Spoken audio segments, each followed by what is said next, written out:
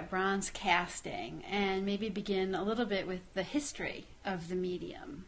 And what we're looking at is recovered ancient Greek bronze sculpture. It looks like it's been through some hard times, but it's important to remember that that's how ancient Greek sculpture looked. It was cast in bronze. And when we're in the museums, what we're looking at mostly are Roman copies in marble of what were bronze sculptures made by the Greeks. That's right. A lot of the classical figures that were created by the ancient Greeks, like this one from around the 3rd century BCE, were made out of bronze. And then when the Romans, when Roman culture developed, they were very, very good at making copies of the Greek bronzes. Most of the Greek bronzes have been lost, they've been melted down. Very few survive, this is one of them.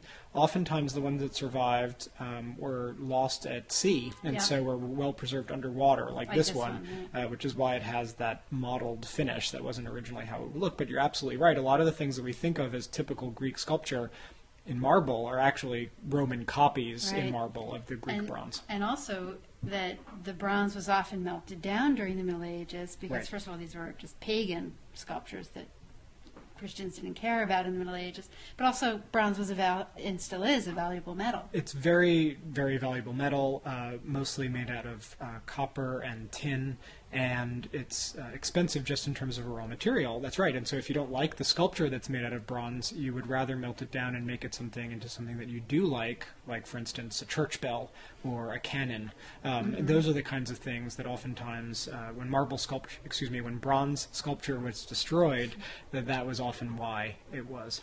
So let's look at another example of bronze sculpture from the Renaissance. Okay, here is a Renaissance example. This is a small bronze copy of the Apollo Belvedere dating from the early 1500s.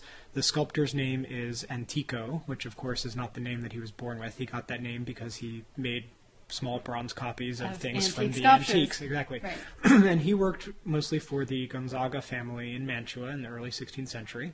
And what we can see here is an incredibly highly finished, very smooth, and even gilded small bronze sculpture. How small is this?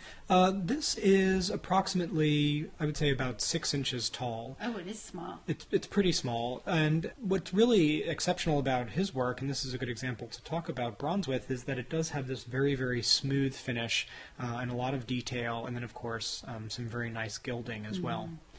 So the ability to cast bronze, and we'll talk about that in a second, had been lost during the Middle Ages and is rediscovered in the Renaissance. That's right. Bronze, aside from things like church bells and later on artillery, is not something that people in the Middle Ages were very interested in. And so the process of casting bronze for art, for sculpture, wasn't something that was done very much, especially on a large scale. And it is something that in the Renaissance they start making foundries again to create this kind of work. But let's talk about process a little bit, because when we're looking at the finished product, it might be very spectacular to the eye, but in fact it doesn't reveal very much of how it was made, and in fact the making of the object is purposefully hidden behind the pristine finish that we see a lot, especially in Renaissance sculpture.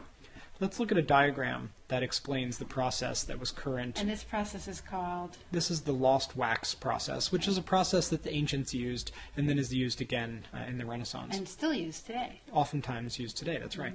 The first step is that you want to create a core. You want to create not what your finished sculpture is going to look like, but just the general shape of it out of clay. And that is what you're looking at in the very center of this diagram. The next step then is that you want to cover that core with wax. And it's just a skin, just a couple of centimeters thick. That wax that you're molding and adding on, you want to give that the appearance that you want your final sculpture to have. So really you're kind of carving first out of wax. That's right, but technically speaking, you're not even carving. No. This is technically an additive process because you're adding wax on. Right. And so if you make a mistake, it's okay, it's just wax, you can take it off, you can add it on again, but you basically want to think of it as this skin on top of that clay core that's going to give you all the details that you actually want. The next step is that you're going to stick some pins, as you can see here, through the wax that's in the middle layer, into your clay core, and then put more clay around the outside. So you've basically created a kind of sandwich with a clay core, your wax skin, and then more clay that is around the outside with pins holding everything in place. And we'll see why that is in a second. Of course, the clay would have to harden. That's right. You do want the clay to harden. The next step is you're actually going to heat up the whole thing. You're going to stick it in a furnace, and that is when all of your wax is going to melt, which is why this is called a lost wax process. So we're losing the wax. Wax is gone, and now you can see why we have those pins there. Because when the wax disappears, if there weren't these pins holding everything in place, the clay core in the middle would drop down, and it wouldn't give you the space where your bronze is going to go. So you're kind of creating a mold. That's exactly what you're doing. The next step is, as you can see in this side of the diagram in B, you want to pour your molten bronze into the mold. And the bronze is going to go everywhere that the wax was.